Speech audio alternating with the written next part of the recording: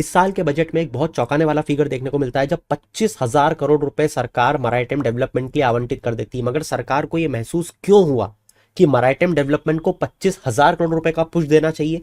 जवाब है रेड सी का क्राइसिस। जब से रेड सी का क्राइसिस हुआ है, हमारे देश के जो एक्सपोर्टर्स हैं वो सरकार से डिमांड कर रहे हैं कि जरूरत है हमें अपनी खुद की शिपिंग लाइन को डेवलप करने की at par with the international shipping line. क्योंकि अगर हम ऐसा नहीं कर पाते हैं तो भारत का जो आउटवर्ड रेमिटेंस, मतलब कि जो विदेशों की शिपिंग लाइन की सर्विसेज लेने के लिए हमें उन्हें पैसा देना पड़ता है, उसे आउटवर्ड रेमिटेंस कहते हैं, वो लगातार ट्रांसपोर्ट सर्विसेज पे बढ़ता जा रहा है।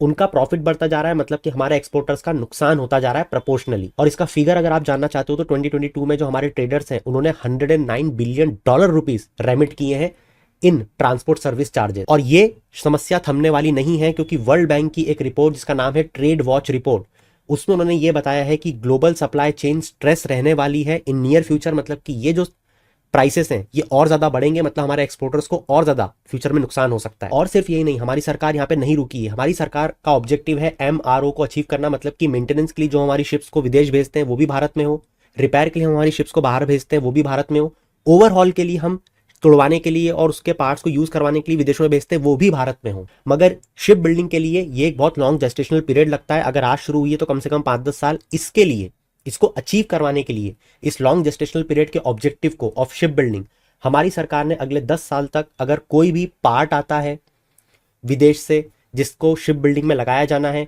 या कोई भी basic custom duty raw material पे लग रही है, कंपोनेंट पे लग रही है, वो सब माफ कर दी गई है। और यही की है डिस्पेंसेशन शिप ब्रेकिंग में भी सरकार ने लागू कर दिया है। मगर बहुत ही कम लोग जानते हैं कि जो ये 25,000 करोड़ रुपए का डेवलपमेंट फंड सरकार लेके आई है, ये पूरा का पूरा पैसा सरकार नहीं देगी। इसमें से 49% पैसा कॉन्ट्रीब्यूट किया जाएगा गवर्नमेंट के द्वारा, बाकी पैसा आएगा balance amount by the ports and by the private sector, by the ports and by the private sector. अब आपको ये इनिशिएटिव सरकार का कैसा लगा, चैट सेक्शन में जरूर बताना।